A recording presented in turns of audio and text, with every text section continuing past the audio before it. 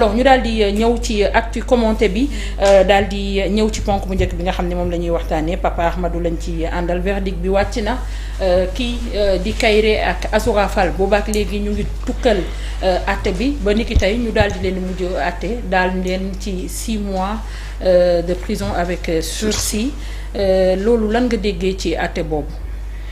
Bon, je crois que c'est un dossier boo xamante ne ni plaidé woon nañ ko déjà. Donc tey le juge bi door a rendre li nga xam ne mooy le délibéré. Donc ñu condamné leen en tout cas à 6 mois avec sursis. Ça veut dire que la justice pénale a été très douce à leur encontre et li nga xam ne tax moo tax ñu condamné leen 6 mois avec sursis mooy le fait que le juge a écarté la thèse de la démence. Parce que je tiens à rappeler aussi que les avocats avaient plaidé la démence pour le cas de Azoura. Et article 50 du code pénal du Sénégal day wax ne il n'y a pas de responsabilité si en tout cas le prévenu était au moment des faits en état de démence mooy wérul woon la démence mooy koo xamante ne ànduloon ak xelam. Donc li nga xam ne tey jii moom moo jóge ci tribunal mooy ñoom après avoir apprécié souverainement les faits ñoom jàpp nañ ne kat ki nga xamante ne tey jii moom mooy Azoura Fall dara dalu ko. Et c'est ce qui a abouti par voie de conséquence à cette décision bi nga xam ne mën nañ di condamner ak sursis.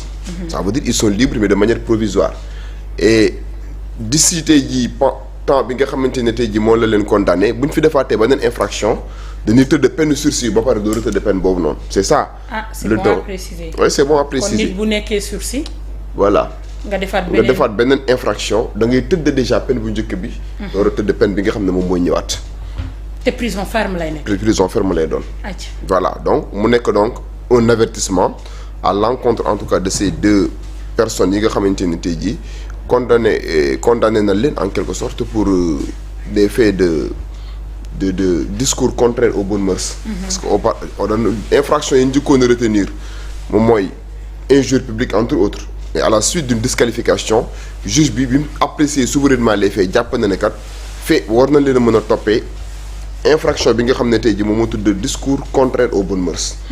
Maintenant il reviendra maintenant à ces 2 prévenus de faire de telle sorte que comportement bi nga xamante ne tey jii moom la ñuy xaar ci ñoom ñu adapté ko mooy ñu xam ne Sénégal justice bi ni mu doon doxee ak ni muy doxee léegi changé na il y a une certaine sévérité boo xam ne dañ koy constater ci justice dootuñ permettre à des gens ñuy retrouver aussi la place publique di tenir en tout cas des propos véhéments des discours yoo xamante ne ni c'est très discourtois. Donc yaakaar naa ne dana nekk benn avertissement en tout cas pour les Sénégalais yi nga xam ne dañuy nekk ci plateau yi wala ñuy utiliser en tout cas des moyens de diffusion di transmettre en tout cas des insanités. Donc yaakaar naa ne daal c'est une peine qui se justifie et qui est appropriée en tout cas par rapport aux faits yi nga xam ne tey jii doon nañ ko toppee Azoura ak ki nga xam ne moom mooy Kairé. D'accord alors Salma ba nga déggee li nga xamante ne mooy verdict bi ban jàngat nga ci am déjà. ak aussi ndax jàpp nga ni comme ni ko Pape Ahmadou waxee la justice a été clémente. Bon en tout cas on s'est réjoui ci li nga xam ne mooy décision de justice boobu parce que comme ni ñu ko waxee depuis le début de ce dossier Azoura Fall sa place n'est pas la prison parce que expliqué waat ko ay raisons yoo xamante ne je pense que depuis lors bi dossier bi tegoo sur la table ba tey ñu ngi ciy wax donc sant yàlla bi mu génnee kaso moom ak ki nga xam ne moo di Kairé donc je pense qu'ils vont apprendre de leurs erreurs. gën a defaraat seen toogaay. comme ni ñu ko waxee rek depuis lors dossier médical bi je pense Pape Amadou andi na ci ay éclaircissement yu am solo donc yàlla na ko borom bi taxawu. ba fi nga xam ne fa la nekkoon. borom bi du ko fa delloowaat moom ak ki nga xamante ni moo di Kairé. seen réinsertion sociale yomb. ndax loolu la ñu soxla yaakaar naa. soxla assistance soxla taxawu tey pour mun a delluwaat ci li nga xamante ni moo di société bi. parce que nag l'histoire des détenus politiques Nabou je pense que suivre naa leen la dernière fois avec Maty Sarr ngeen ciy wax. mais da ngay gis que à chaque étape bu ñu toll rek maanaam seen soxla ndimbal day gën a taxaw tey jii ñu ngi xaar bu baax a baax lan moo war a nekk tey. taxawaayu suñu autorités yi mais taxawaayu société sénégalaise parce que ku ci nekk war nga leen a mën a dimbali ci ni nga ko mënee dimbali leen ci poste waaye dimbali leen ci aide mais dimbali leen aussi ci maanaam taxawu psychologiquement.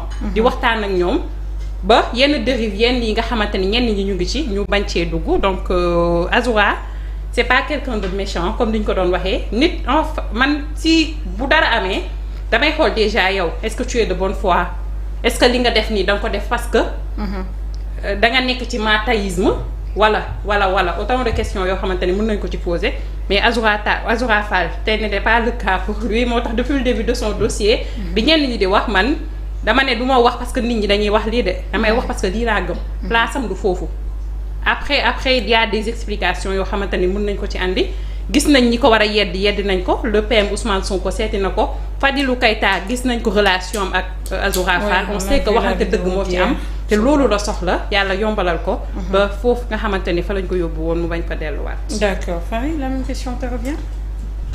Ban jàngat nga am ci àtte bi.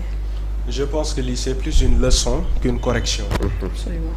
Pas pour Azoura, encore moins pour Kairé, mais tous les Sénégalais yi nga xamante ni ils s'évertuent à donner leurs opinions sur l'espace public. ndaxte yaakaar naa ni ci li nga xamante ni tey jii ni mooy ëtt bi bu fekkee da ngay joxe sa xalaat dafa am noo koy joxe que tu sois d'accord ou pas nga bëgg wala nga bañ nga ànd wala nga ñàkk ànd am na noo war a waxtaanee ak nit ñi am na noo war a tegee li nga xamante ni mooy sa avis.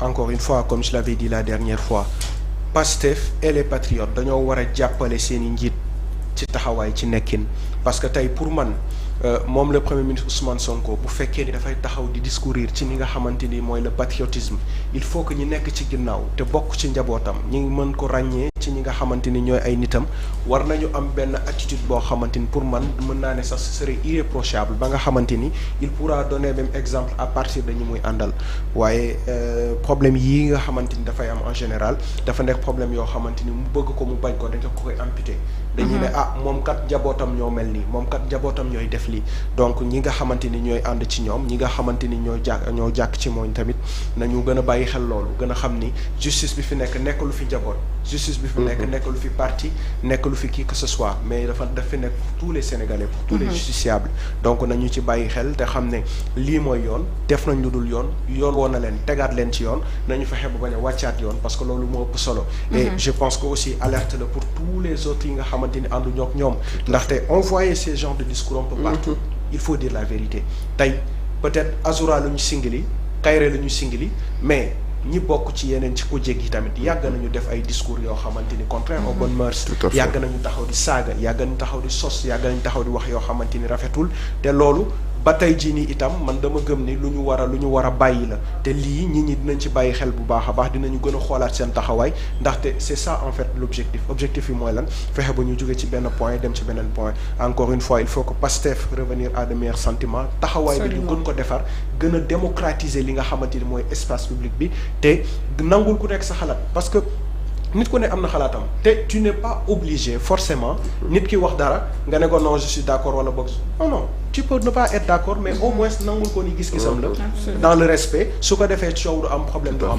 donc sur ce point là moom mu ngi c'est impossible l'unanimité amul ça n'existe pas même Dieu yàlla mi ñu sàkk subhanahu wa taala amul unanimité donc sur ce point je pense que na si ñëpp bàyyi xel di si ñaax sama bopp di si ñaax ñëpp ku ci ne espace public bi mu ngi nii mën nga ci wax sa xalaat waaye na nga ciy waxee fa nga ko war a waxee te itam dafa am wax yoo xamante ni Serigne Cheikh Al Maktoum dafa yàgg di ko wax mu ne lépp looy wax yàlla na fekk ni yaa ko war a wax te li ngay wax itam yàlla na fekk ni loolu nga war a wax te itam fa nga koy waxee yàlla na fekk ni foofu nga ko war a waxee donc nañu ciy bàyyi xel souvent parce que mbir la boo xam ne boo am solo la. am na solo mais maître Moussa Diop son dossier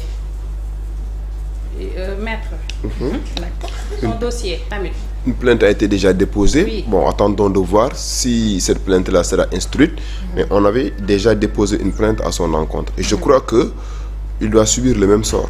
Parce que aussi, moom mi nga xam ne tey jii moom moo def la republication de la vidéo day tomber véritablement sous le coup de la loi pénale. mais moom nee na dafa alerté. Non, ce n'est pas une dénonciation. jotul benn convocation buy ñeel ni plainte déposé nañ ko. En tout cas, on avait eu dire qu'une plainte avait été déposée. Maître Bamba Cissé l'a dit. Voilà. Léegi nag, est-ce que cette plainte a été instruite? Il reviendra maintenant au parquet. Bu fekkente ne parquet leen déposé plainte bi mu en tout cas def diligence dès l'instant que le soit transmis et disponible parce que boo porté plainte ci procureur de la République da ngay am benn temps boo toog nga dem ñu jox la benn papier bu tudd soit transmis ST. léegi soit transmis boobu noonu procureur dina la wax lii kat dem leen gendarmerie tel wala dem leen police tel. boo leen demee ñooñu ñooy décerner ce qu'on appelle des convocations. maintenant depuis que cette plainte là a été déposée gisagun par exemple benn avancement boo xam ne am na ci. maintenant attendons de voir dans l'avenir s'il sera convoqué éventuellement dañ ko war a convoquer pour ces chefs là. d'accord am na solo ñu daal di jàll ci beneen point bi Lat Diop abat une carte décisive le 19 juin la bataille se jouera à la Cour suprême te ñëpp ñu ngi ci bàyyi xel quelles sont les conditions pour qu'un recours soit recevable devant la Cour suprême, maître? waaw xam nga procédure bi ñu nekk ni am na ñu si def amalgame nous ne sommes pas encore au fond. demagun au fond. c'est des questions procédurales nous sommes juste sur la procédure. parce que dañ ko accordé loon benn liberté